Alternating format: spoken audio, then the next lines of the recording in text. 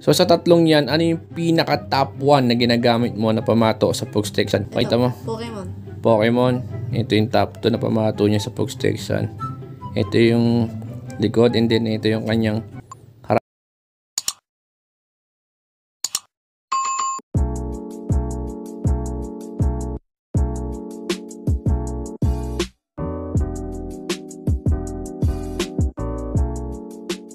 So yun na nga guys, welcome back to my channel. For today's vlog, tatanungin lang natin si Tommy kung ano yung top 3 na ginagamit niya na pamato sa Pogs Texan. So Tom, ano yung mga Pogs na ginagamit mo na pamato sa Pogs Texan? Patingin daw kami. Ayan yung tatlo. So sa tatlong yan, ano yung pinaka top 1 na ginagamit mo na pamato sa Pogs Texan? Iron Man. Ito. So tignan natin ito guys. Ito yung top 1 na ginagamit niya pamato sa Pogs Texan.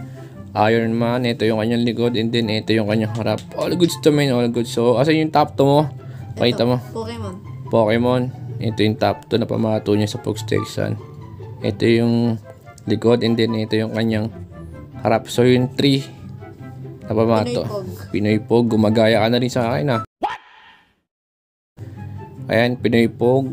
Yung pangatlong top 3 niya. Pangatlo na top 7. So ito yung pangatlo na ginagamit niya bukod doon sa dalawang nauna. So ito yung unang ginagamit niya guys, Iron Man, and then yung Pokemon, and then yung pinakahuli, and lastly yung yan, yung Pinoy Pog.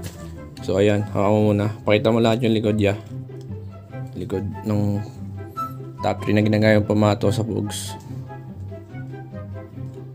So ayan na. Ayan o, kita niya, piniplex niya. Pinoy Pog, ay Iron Man yung nasa una, and then yung pangalawa yung Pokemon, and then ito yung pangatlo yung Pinoy Pog. Okay, so yan yung pinaka top 3 na ginagamit niya pamato sa Pogs. So tatanungin lang natin, yung Iron Man, yan ba yung ganong karami na napanalunan mo dyan sa tansya mo? 5. 5. Dangkal. Iron Man lang gamit mo. Okay, dun sa pangalawa. Dito. Pokemon. 3 lang. 3 lang. Okay. Dun sa pangatlo. Mga isa. Isa dangkal lang. So yung isa 5, and then isa 3, and then yung isa ay isa. So pag hindi na masyado nalabas yung Iron Man, alin sa dalawa ginagamit mo? Pokemon na talaga, yan na yung second option, and then yung huli na yung Pinoy Pog. Okay, so yun na nga guys, yun lang yung top 3 na pamato niya sa Pogs Texan. So syempre bago natin tapusin to guys, may papakita lang din ako sa inyo na ginagamit ko rin na pamato sa Pogs Texan. Baka may magtanong eh. So ayan, pares kami ng choice ito, Pinoy Pog, Pokemon, and then meanwhile. So ito rin yung mga nagpa-shoutout sa ating vlog. Shoutout sa inyong lahat at maraming salamat sa suporta nyo.